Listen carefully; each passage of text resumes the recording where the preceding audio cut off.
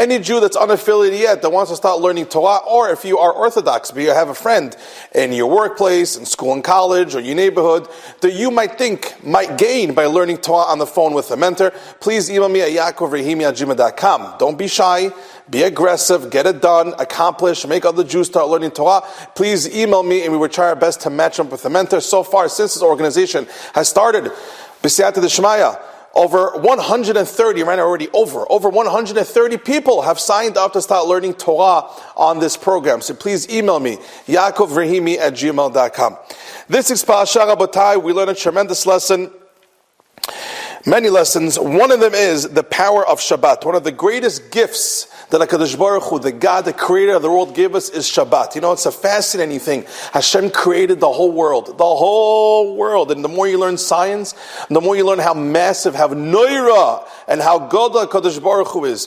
Next time you fly on an airplane, or you drive on the bridge, George Washington Bridge over here in New York, and you look at the oceans and how big and massive the oceans are and how deep they are, and that's only one creation of Hashem, and there are many more oceans we don't even know about. And if you Google it, you're going to see that over 70% of the oceans wasn't even discovered yet. So who knows how much more things are going on deep in the ocean? Who created all that? HaKadosh Baruch Hu. And who knows what goes on outside of earth, inside the core.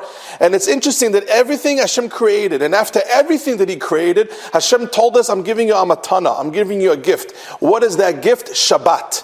That's an unbelievable thing. The creator of the world is testifying, I'm giving you a gift. What is that matana? What is that beautiful thing? That is the day of Shabbat. Resting on Shabbat and not working and learning Torah.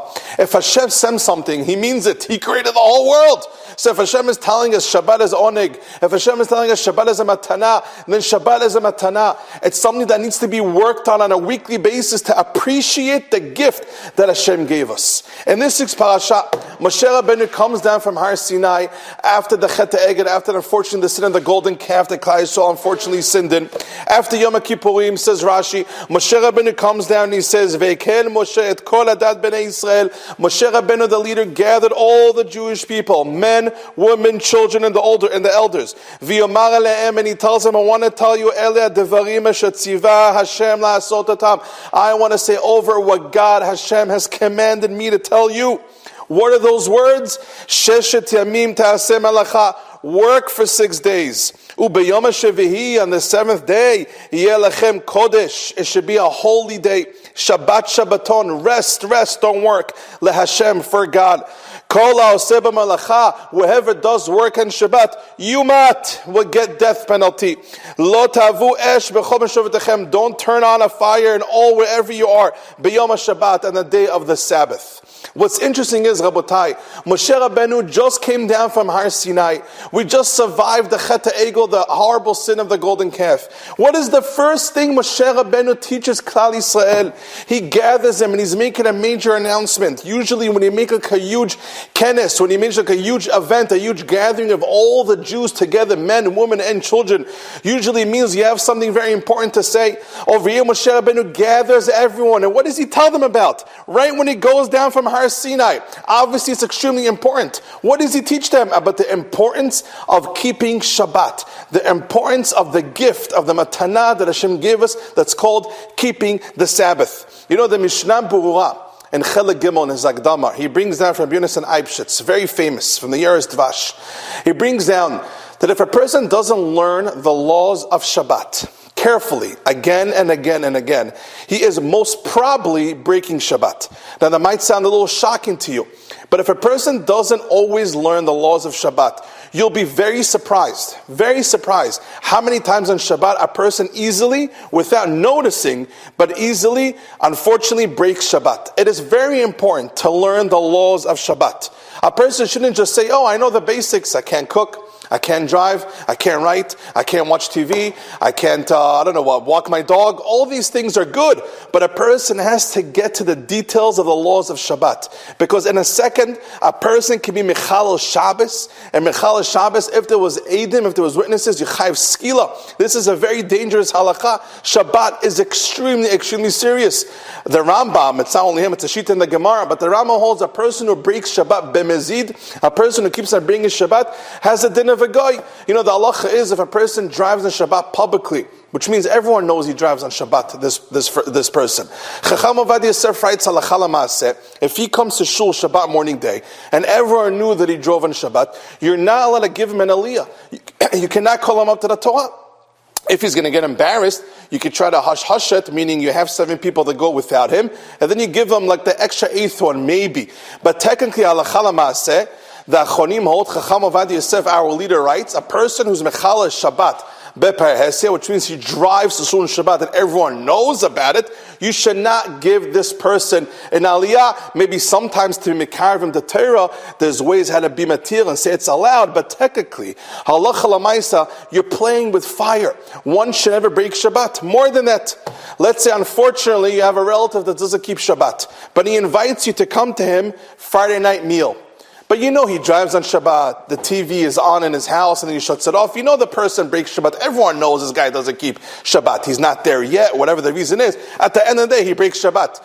Do you know when he picks up the wine, if it's not a cooked wine, if it's not yain mevushal, when he picks up the wine for you, it has the din of yain nesach. We know halacha l'maisa, the law is if a goy gives you wine, if a goy picks up your wine bottle and pours you a cup of wine, or even just shakes the bottle, if the wine is not a processed wine, which means it's not a cooked wine, if it's not yain mevushal, you're not allowed to touch the bottle. Because it's called yain nesach. We have to stay away from the goyim.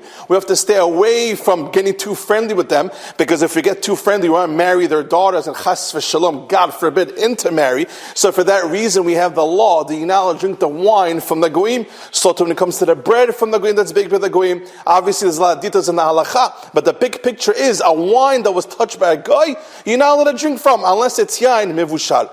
So too says Chacham Ovadia Yosef and many poskim for those who learned it inside. A person who's mechalel Shabbat beparhesia. Everyone knows this guy breaks Shabbat. Everyone knows this guy is not religious. If he makes kiddush and he picks up the wine, if he pours you wine, halacha, Hashem says, you're not allowed to drink from that wine. Of course, to some people this is going to be offending, but there's nothing more offending than not listening to God at the same time. Shabbat is extremely serious. Moshe Rabbeinu gathers all the Jews right when he goes down from Har Sinai to teach them what? The importance of Shabbat. Both men, women, and children. Shabbat is a serious thing. More than that, the Mishkan. Where does Hashem put His Shekhinah when we had the Bet HaMikdash and before that when we had the Mishkan? Hashem's Shekhinah, Hashem rests, quote unquote, on the Shekhinah, on the Mishkan. The Shekhinah is the Mishkan and the Bet HaMikdash. In this week's parasha, Moshe Rabbeinu commands Klal Yisrael to build the Mishkan. What's more holy than the Mishkan and the Bet HaMikdash? But comes over here Moshe Rabbeinu and he teaches him the laws of Shabbat before he teaches him the laws of the Mishkan. Why?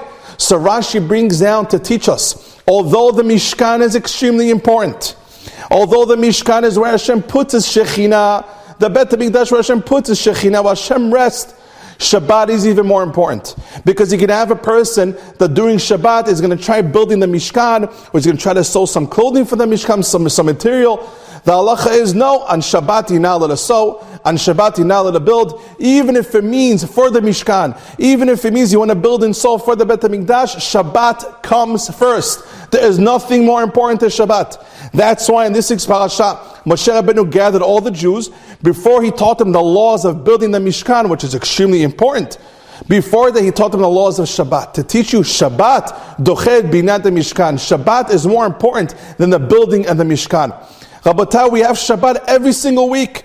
Every single week we're able to keep Shabbat. We're able to follow the halachot. Remind yourself the importance of Shabbat. It's not a small thing. Learn the laws of Shabbat. There are plenty of ways in our generation we are gifted how a person can learn the laws of Shabbat and to be careful. You go to a Judaica store, you order the book, The Shabbos Home by Rav Banim Cohen. Right now go to artschool.com and order yourself the book, The Shabbos Home by Rav Banim Cohen.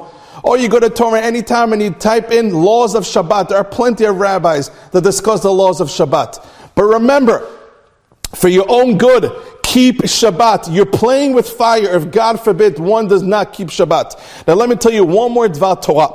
The Gemara in Yuma, Pei He Amud Bet, and also in Pei Bet Amud Bet, brings down the famous halacha. V'chai behem v'lo yamut behem, which means, although the Torah is extremely important, and mitzvot are extremely important, If it comes to a case where a person's life is on the line and he might get extremely hurt or even chas v'shalom die if he follows a certain halakha, the halakha is you break the halakha, you don't follow through, and you save a person's life. Pikuach nefesh is dochesh Shabbat. If you see a person chas v'shalom, even if you have a doubt, maybe he's going to die on Shabbat, you're allowed to break Shabbat in order to save a person's life. Pikuach nefesh, safek pikuach nefesh. Even if you have a doubt, you have to go out of your way to try to save a person's life on Shabbat. Why, says the Gemara? If Shabbat is so important, why are you allowed to break Shabbat in order to go save a person's life? Says the Gemara, and says Rashi, clearly the interpretation, and Yuma Pei B'Yamid Bet, says Rashi, because although mitzvot are very important, although Torah is very important, a nefesh, a Jewish soul, to live as a Jew is more important to halachot. So if it comes to break Shabbat to save a Jew's life, saving a Jew's life is a lot more important. Because what's priority one to Hashem? Shabbat or a Jew's life? Obviously a Jew's life, then Shabbat. So over here we learn a fascinating thing. When it comes to building the Mishkan, which is extremely important, that's what the Shekhinah is, or keeping Shabbat, Shabbat comes first. You're not allowed to build the Mishkan on Shabbat, only after Shabbat, because Shabbat is priority. But when it comes to a Jewish soul or Shabbat, obviously you have to push off Shabbat in order to save a Jewish soul. What do we learn from here? We learn from here how much a Kadosh Baruch Hu, how much God expects of us, how valuable we are in His eyes, that He even pushes off Shabbat and Torah and mitzvot to save a Jew's life. What we learn from here, Abotai, is how much homework we have. Look how much Hashem loves us. Look how much He expects of us. He believes in our nefesh so much. He tells you, push off Shabbat, push off the Torah in order to save a person's life. From here we learn that no matter what happened in the past, or what a person did, or where he is in life right now, if you're alive, your nefesh, your soul is extremely valuable in Hashem's eyes, that your nefesh can even push off some halachot and Torah, mitzvot, and Shabbat in order to save your life. That means when you're alive, how much you have to accomplish and how valuable you are. Thank you so much for listening. You've just experienced another Torah class brought to you by TorahAnytime.com.